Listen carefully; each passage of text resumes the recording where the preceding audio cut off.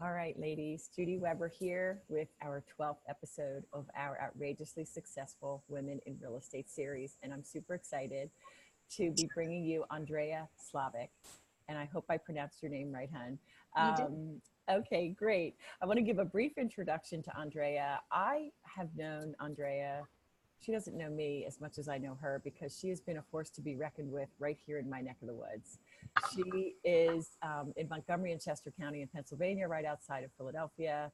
She's been in business for 17 years. And as I said, I've been following her. You know, I've been an agent for 10 years. And sorry. Wow. I don't know what that was. Let's make sure I mute everybody because that will pretty much Yes. kill everybody. Sorry, I think that was an email that came in. I apologize. Oh, okay. Well, that's okay. It happens. It happens. So, but Andrea, you're about to hear from a woman who has been in the business for 17 years. She holds her broker's license, several designations as well. And I love how she's put her team together, which is a team of powerhouse ladies. So, you know, I'm all over that. So without further ado, let me introduce Andrea Szlavik. Hi, everybody. Nice to meet you. Yeah. So I have a bunch of questions for Andrea, but first I just want to say, you know, I'm feeling kind of funny because I have earphones in. I realized like 5 minutes before we started that I didn't have sound on my computer. So I have a feeling my earphones will fall out at one point. But anyway, let's jump into it. So Andrea, I love your story of how you came to real estate and your whole background, because you have this internationalness about you, and you know, you built a team that's really very special. So let's start at the beginning and tell us please how you entered real estate. I actually entered real estate when I decided that I wanted to buy investment properties. So it was a long time ago, and my husband at the time and I wanted to purchase real estate properties. And I thought, like most people who originally enter real estate, that it was the easiest gig. You put the sign in the yard, and you know what a great profession that would be. And I was only going to do it for our family and for our investments and so forth. I quickly realized you can't do anything well if you only do it once a year or twice a year. So being a real estate agent for just our properties didn't really make sense. Either you had to, ooh, sorry, I don't know why that keeps doing that. I'm trying to figure out how to get rid of that. That's okay. I'm so sorry. I thought I had everything closed. But the only way to do something really well is to actually do it more and often. So I had friends who entrusted me in selling their properties, and then it just kind of built on itself. And then after a few years, I realized that every time I wanted to go away on vacation or spend a little family time, I'd have an obligation for real estate. So I decided to build my team so that I could actually get away and spend some time with my family. And I went to my sphere, and a lot of them were moms for my kids' school, and said, do you want to get into real estate? And I slowly built my team over the years through that. Okay. And so how many ladies do you currently have on your team? There are 10 of us right now. Okay. And so as I read your bio somewhere, and I kind of researched you all over the internet, but as I understand it, each woman has her own specialty or has a specialty, like relocation, and others have like the seniors. Can you tell us a little bit how you structured your team? Well, I basically decided that on what their interests were. I always encourage them to, when they do their continuing ed, to, instead of just doing the mandatory 14 hours, look for a designation for something that interests you. We did do some new construction for a 55 plus community. So the ladies who sat that, it was the natural progression for them to get the senior specialist designation. And I have one agent on my team who is very involved in the equestrian field. So she does a lot of horse farms. That's her passion. So we try to have them focus on the things that they're best at, and that pertains to their particular lives. Mm-hmm. That's excellent. And in your bio, it talks about corporate relocation, and that the agents were exclusives within certain nationally recognized companies. Can you tell us about that? what that happened is we built a relationship with the HR managers, and they know that we will take really good care of all of their transferees. So they come to us first to see if we can help them find a home in this area. That's awesome. Now, does that happen to be in the pharmaceutical employers? No, they're not. They're out in Berks County. So. Gotcha. Okay. Well, that's interesting that you raised that point, Andrea, because, we know that can be very lucrative, but also very difficult to break in. So how was it that you developed that relationship with the HR person to get you guys that gig, for lack of a better word? We actually, one of my teammates, her husband got transferred himself to another state, so she is no longer on our team. But at the time, she was neighbors with him, and so they became good friends, and it kind of just evolved from there. That's awesome. So for someone that doesn't really know anybody right now in a business, wherever they are in the country or in Canada, I'm sure there are companies all over the place that have the larger transferee population, and it's just hard to break in. Do you have any advice on doing that? That is harder because they usually go through the larger companies, certainly go through through like the relocation companies. So it's hard to go directly to the agent. I would probably say that's more of a good fortune type thing. Oh, sorry. A good fortune type thing, as opposed to being something that I would spend too much time focusing. But the key on that is to look for people to network, whether it's through meetup.com or through other organizations or groups, to try to find people that might be a source for continued leads, not just referrals of a friend or a family, but there may be industries that they may be able to network with, not just mortgage people, but also maybe there are attorneys that deal with divorces or foreclosures that can help them get into those particular niches. Mm-hmm, mm-hmm. Now, you've been in the business so long, and I know you have tons of referrals, but do you have any networking secrets, like for maybe wallflowers? And I can tell you, in my 20s, when I first entered sales generally, I used to dread those things, and I used to just like grab a drink and hang out by the wall. But of course, now I don't do that. But I'm curious, how do you approach networking at networking events and even at other that's always been my hardest thing too, because I'm not much of I want to go hang out with strangers. I like my friends and I like to hang out with them. So I would certainly say you do have to step outside your comfort zone if you are a wallflower. If you can go with somebody else who is either a teammate or a fellow realtor or even a mortgage person that you have an affiliation with, and you guys kind of both go together to those events, sometimes it's easier in a number, especially if you do have a mortgage person or another person in the industry that might, you guys can kind of piggyback. And I would say that as far as sometimes being in events where there are, where multiple people, or if you can organize a group. So we do some Facebook, like we'll do invitations and so forth to try to do meetups for women that would like to all network. They have different products, different things to sell. If you can organize a group like that, you already know these people. And so it's kind of expanding your own personal sphere. Mm-hmm. Can you tell me more about that? Because I wasn't familiar with that. What do you mean when you say you're kind of pulling together meetups for ladies in the area? Well, what we do on occasion, I mean, we've done over the years, is organize kind of a girls' night out and have everybody, it's almost kind of like an informal BNI, but it's not really, that's not your main reason to go there. It's mainly to hang out and socialize, but then you start talking about work, and you start trying to network and see what can I do to help you with your business, and vice versa. Okay. If you get it from if you approach your sphere and your group of friends and ask them to bring their friends, then it can be a nice big group of people that you already know some of them, if not the majority of them. So it's a lot easier than if you go to a big event at the Xfinity Center where you're meeting complete strangers and, you know, you're by yourself.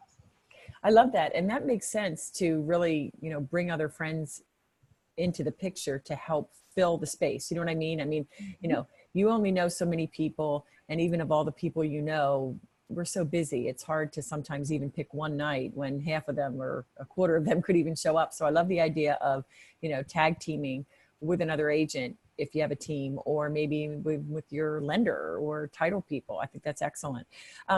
Tell us, what is your, you know, top 2 or 3 lead source? Where do you find your business coming from? The top lead source by far and away is our referrals from either past clients or people in my sphere. I spend most of my time marketing that and reaching out and keeping those ties.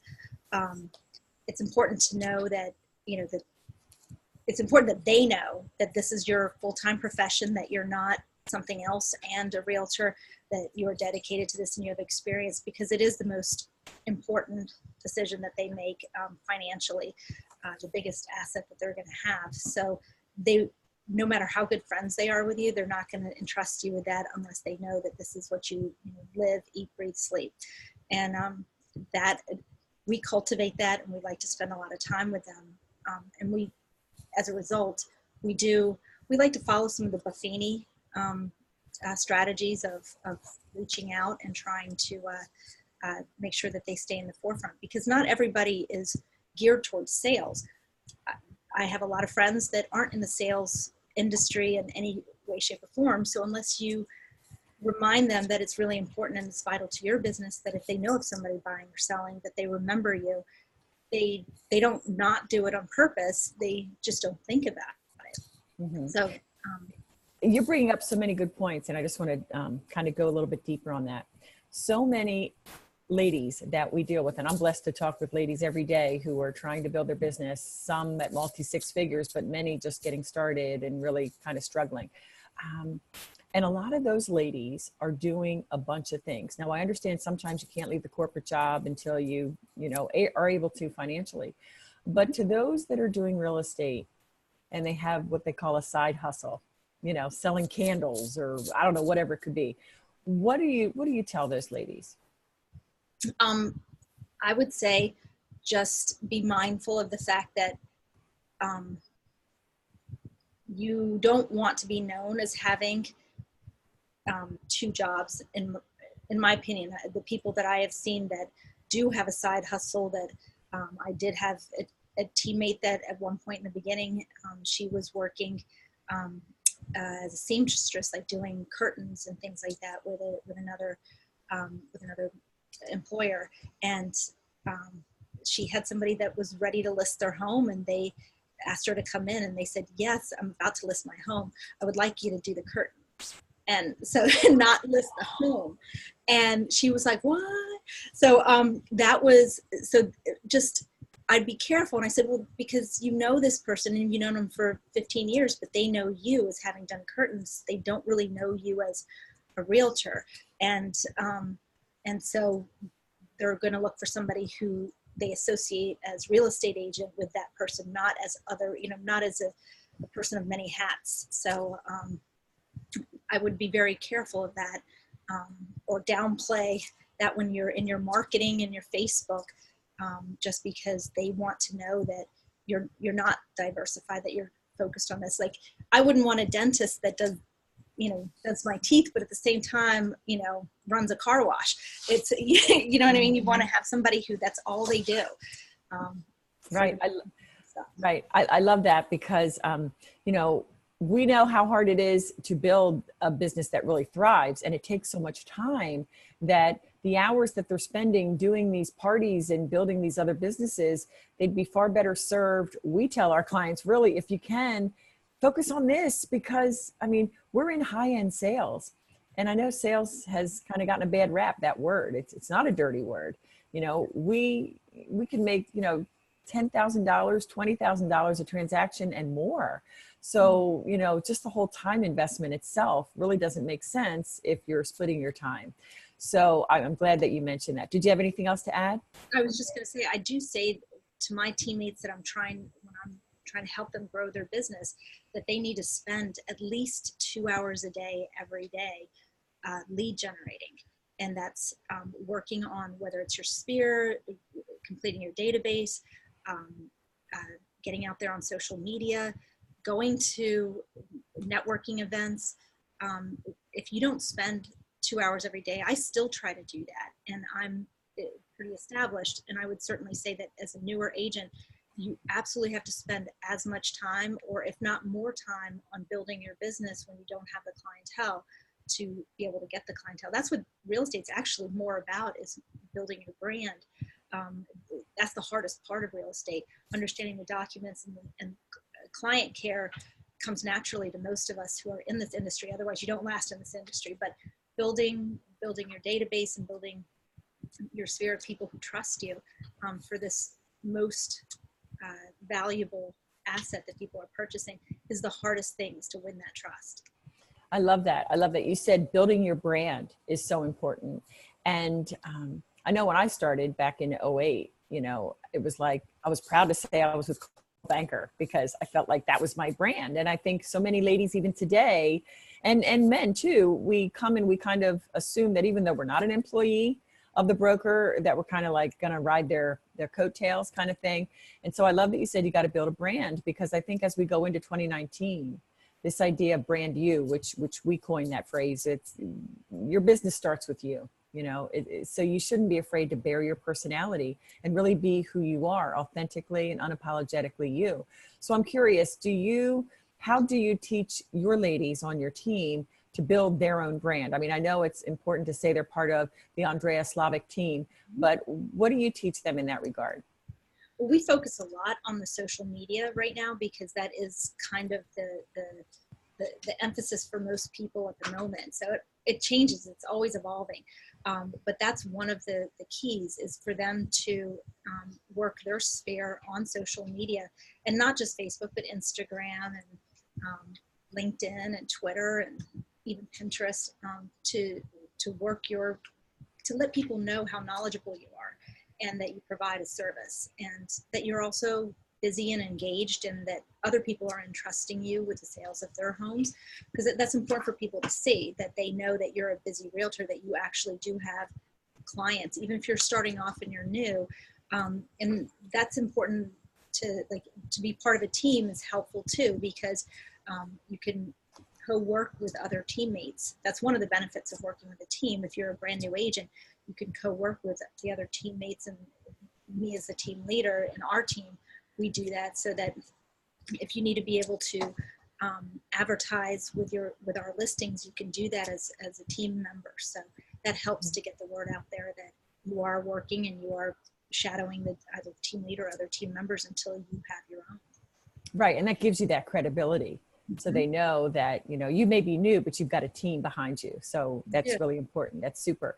Well, I know you are active on social media. Your Facebook page is really awesome. And I know on LinkedIn, I always see you posting things. Is that you that's posting, or do you have a social media manager? Actually, I'm going to turn this over. See that person right over there? She is. That's Lisa Mashuli. She's the brains of the operation. I like to call her the Wizard of Oz. She's the one behind the curtain. So she is my social media guru. And that is her primary job, is to actually make sure that we're constantly have a presence on all the social media platforms. And that includes the organic placements, as well as paid searches and paid advertisements. So yes, she is my right hand. Kudos to her. She's doing a fabulous job. Well, listen, you're so welcome. You're blessed to have her. So a couple of things. Number one, I'd love to know how you got her, how you found her. But also, secondly, I want to ask you about Facebook ads. I just wanted to throw that out in case I forget either of those questions. So how is it that you found an incredible woman who can do so well? You know what? I'd love to say there was some amazing story, but actually we're both hockey moms, and our kids were on the same hockey team, and I was looking for an assistant, and she's like, hey, pick me, and I'm like, all right. And it evolved from that, and she started out kind of assisting me with more admin things. And then we realized this is her passion and she's really amazing at it. So she took it and has run with it. That's super. And sometimes we find our best people just getting out there and letting them know that we're looking for them. That's super. Well, tell me about your Facebook ads, because I did not know that you were running ads. Because you're so established, I'm curious if you don't mind sharing kind of your ad spend generally and kind of what you're putting out there. You know what? I would almost defer to Lisa to answer this question. Lisa, do you think you can give a little bit more background on the Facebook ads and so forth? Sure. We'll run Facebook ads if we have new listings. I like to run an ad mostly to advertise those listings, but I also like to run ads to brand us and to brand the Andrea Szlavik team. So if I find something that I see has gotten a lot of likes or a lot of hits, then I'll boost or try to run an ad for that. And so I'm sorry, just so that we're like constantly being like seen.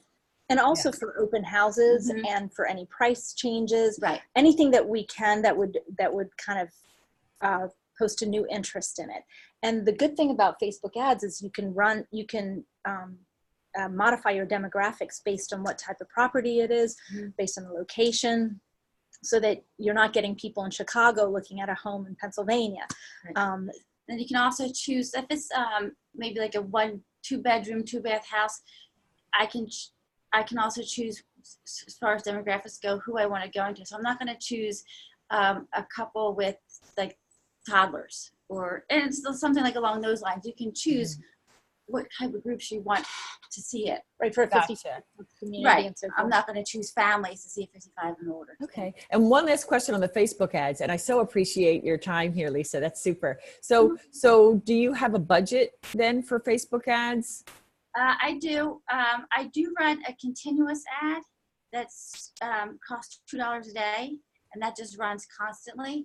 And then I do about maybe, depending on what the ad is for, about $20 to $30 per ad.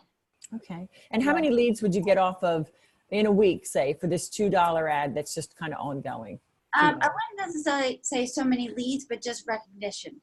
I think we get a lot of brand recognition. And it's hard to quantify that people who call us are Yeah. specifically seeing it, because they usually coming straight from that ad, because they usually see us on that. They'll see us on something else when they're maybe on Zillow or Realtor.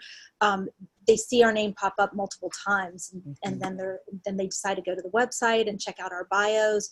And it kind of, there's multiple steps before you get somebody that doesn't otherwise know you, that's not coming from a referral. Gotcha. And so, yeah, there's definite value in getting that brand awareness out so that people can say, oh my gosh, there's Andrea Szlavik again, and that's what they're doing, right? Also, every week I go in and I change our Facebook. You know how they have the profile pictures and the cover pages? Well, I have a slideshow for our Facebook cover pages, and I like to go in every week and just change those. So people know we're out there, we're actually on the site, we're doing stuff. And then also, when you change it, you get notification. So it's, again, our name is out there being presented that, oh, we made a change to our Facebook page. That's awesome. I do that every week as well. Kudos, Lisa. You're doing a fabulous job, really. All right. Well, Andrea, let me ask you about referrals. Okay. You mentioned earlier about how your team members, you're telling them, you got to build your database, you got to stay connected. How often do you suggest that they connect with those in their database, and how are you suggesting that they do that? Do you have a system? That's a really good question. We try to categorize them based on probability, and if they've given us past referrals, very similar to the Buffini program where they list them as A clients, B clients, C clients. And then we certainly touch base with them via email more regularly, because some of our programs that we have through our company allow us to do that pretty seamlessly. But then for direct touch bases, we do it a few times a year. And some of them we do the tags and the drop-bys, like suggested in the Buffini program. And then, and some of them, it happens through other social outlets, because a lot of my sphere, our paths cross for different reasons. So then just try to make a point to reconnect and Yeah. remind them of your industry. And if they think of anybody in the upcoming months, give them a holler. Give us a holler. Now, are you a proponent of door knocking? I am not. And that's just me. That's where the wallflower comes out in me. I'm not comfortable walking up to somebody's door and that I don't know, like going to a neighborhood and soliciting it. I've never been comfortable doing that. And I don't, some people are really good with it. And there are some, I know of some people who that's what they do. I'm not a cold caller either. Okay. And along those lines, then I imagine where you are at your level, in real estate, are you ever calling cold, or are your lead gens really staying in touch with your warm, database? They're staying in touch with my warm database. Absolutely. And then through other advertisements and so forth, we do follow up with those.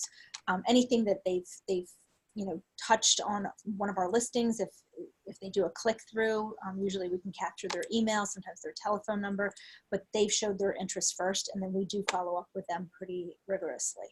Okay.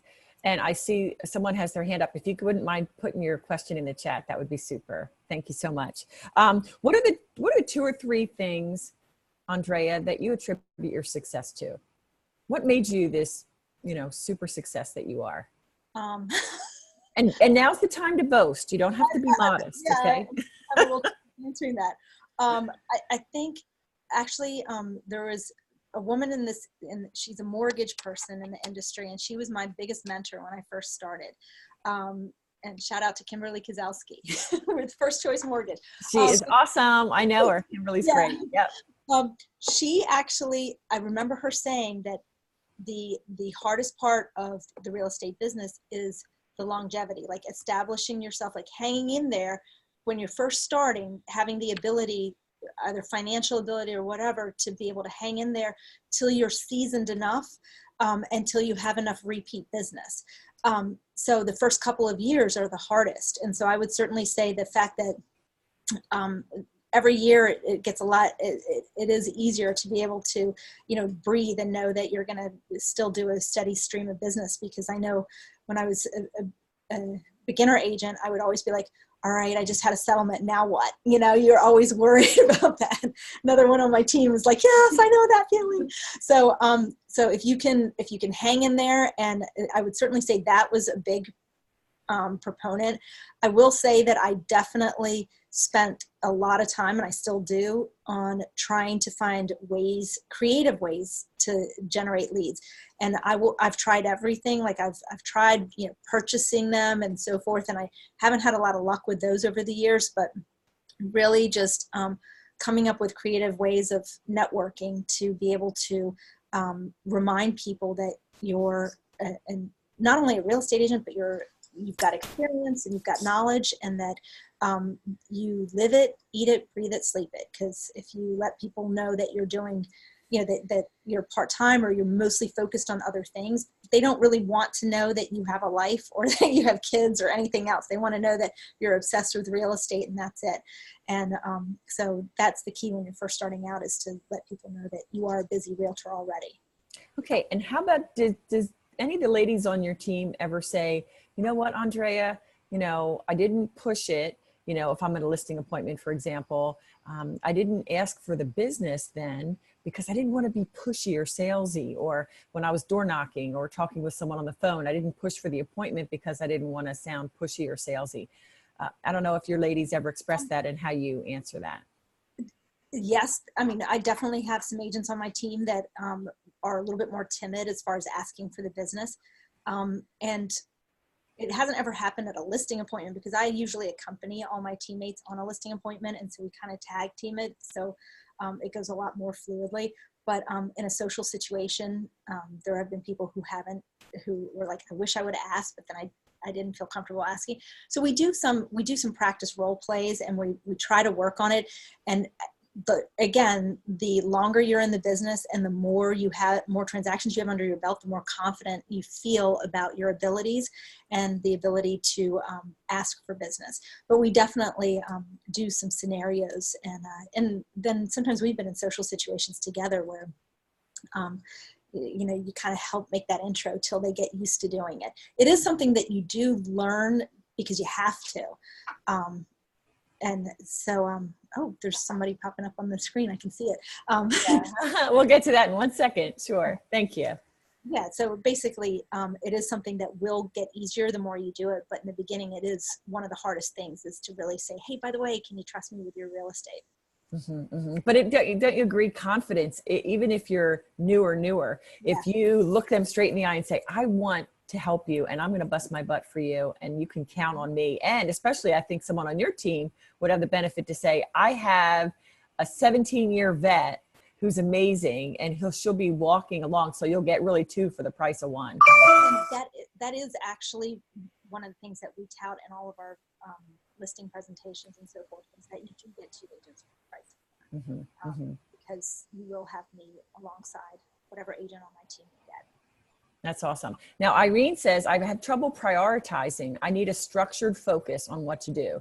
For example, the 2-hour time block to lead gen, then what? I jump from answering emails to studying material, no organized method. I'm all over the place. And, you know, that's one thing we do in our group coaching, that we provide structure, because, you know, you could park it on YouTube and watch all kind of videos and learn. But if you don't have structure to your day, you know, the day can go in a snap. So how do you teach your ladies a specific, you know, general day and how the schedule should follow?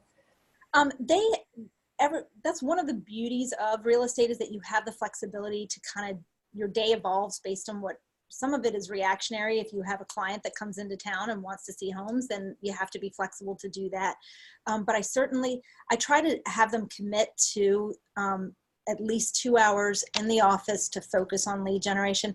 And then if you have more time, if you don't have appointments or a broker's open to host or something else to do, then we certainly do come up with a game plan of it's more of all the things that you want to make sure you do. Like, you know, did you take care of your Facebook? Did you take care of did you write your cards out to touch base with your sphere? Did you, do your continuing ed or your education? So we usually come up with a list, and that varies. It's not something that is just a standard list that happens that's the same all the time. It changes all the time based on what type of year, what we have to get done. And this time of year is where we really kind of regroup and really focus on kind of building for the spring market, when we're so busy that it's harder to take that time to do these more kind of admin stuff. Right.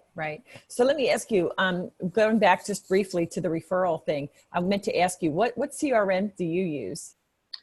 Ours is provided by my company. Oh, okay. So we'll be actually changing it in January, but I think it's called Agent Achieve, or ARC is what we call it. Okay. I didn't know because there are some, believe it or not, there are some $1 million earners who don't have a CRM, and they're embarrassed when they tell me that. And I'm like, don't be embarrassed. If you have a system that works, more power to you. Absolutely. I like our CRM that we have now. And it makes it easy because it will automatically be able to send out newsletters and other things.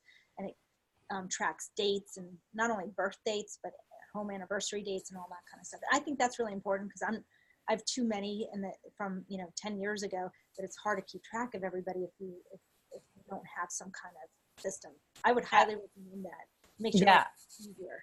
Yeah, absolutely. And having automatic tasks so that kind of, you haven't reached out to this person in a while, based upon whatever setup you have in the system, which is great. Exactly. Let me ask you, with mindset, and we talked about it a little bit earlier, I think it's absolutely critical to success, and that's what's going to give you that longevity and perseverance that you talked about earlier. What do you do every day, if you do anything every day? What do you do to keep your mind on track and staying positive, even when things happen that kind of, deals sometimes fall out, for example? How do you handle staying positive and moving forward? Well, a couple different ways. I like to, in the morning before I start with the mayhem of my day, I like to take some time to have a cup of coffee and just to kind of regroup and start thinking about how I'm going to plan my day out. That's one. And then the other one is I think it's really important, if you have it, is to be able to take some time at the end of the day to shut off and to be able to spend, even if it's an hour, and then before you go to bed, you know, you check emails again, or return texts and phone calls, but take a couple hours or an hour at least to spend some time with your family or do something good for yourself. Because if you don't, then you end up getting really burnt out very quickly. Like it can be a 24-hour ordeal. Like, I mean, I've been guilty of waking up at 2 o'clock in the morning and checking my emails and my texts, because I couldn't sleep at night. And you just have to distance yourself a little bit so that you can stay fresh and focused for when you are really on. That's awesome. Now, one thing I meant to get to earlier and I'd forgotten about, do you care to share kind of what your sales volume is thus far? We have a few more weeks left in the year. Yeah, I think I'm around 20 million this year. 20 million for your entire team? I am, yep, for our entire team. That's awesome. And what's your average price point? I know, but for other ladies that aren't in our neck of the woods, what's your average price point? You know what, that varies, but I'm going to say probably around 400,000, but it can be anywhere from like the high 2s to the high 8s. Like, I mean, it's somewhere usually there. Every now and then we get one over $1 million. Yeah, that's awesome. So let me ask you, what makes Andrea Szlavik unique? I would like to think that what makes me unique. I would like to think that I'm patient and I'm a good listener for my team and for my clients. I live it, I breathe it, I eat it, I sleep it. And that may not specifically make me unique, because I'm sure a lot of people feel the same way. But I would certainly like to think that I rest my hat on the fact that I was able to build my team and my business on a really good foundation where we have good ethics, and we have my teammate just wrote this in here, said supportive, great mentor, great person. Oh, there you go. Carol, here's Carol. She's like, no, don't show it to me. Oh, I want to see your pretty face. Okay. All right. Well, that's awesome, because, you know, what I was getting at is we always tell our ladies, look, you and Irene, I'll get to your other questions in just one second, that you are unique. And if you don't know how you're unique and how you're going to help this, you know, this prospective client better than somebody else, you're going to struggle, because, you know, I think women, just like when I asked you, what are you great at? I think women's first reaction is, I want to hide. Like, we don't want to be, right? We don't want to be braggadocious. We don't want someone to think we're high and mighty.